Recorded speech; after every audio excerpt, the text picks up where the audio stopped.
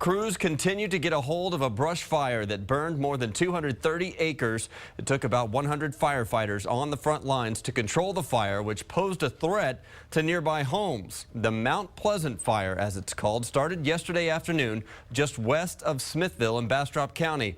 It's a little west of Smithville. Crews are still on the scene right now. Our Sophia Beausoleil is live with the latest. Sophia?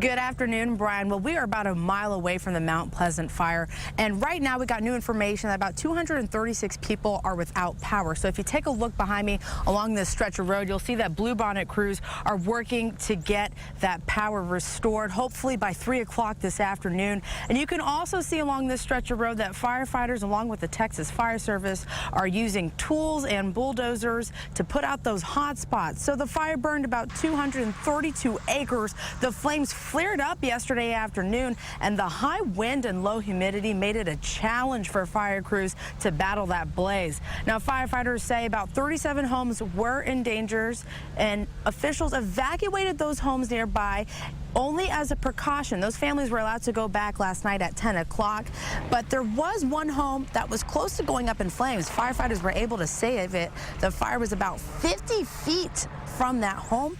Now, at this point, Smithville firefighters are making sure nothing flares up again. The main fire's out, but you have your hot spots, and that's why it's at 55%. Like I said, the crews last night came in, did an excellent job doing hand crews with chainsaws, rakes, just getting out there and busting butt and getting it done.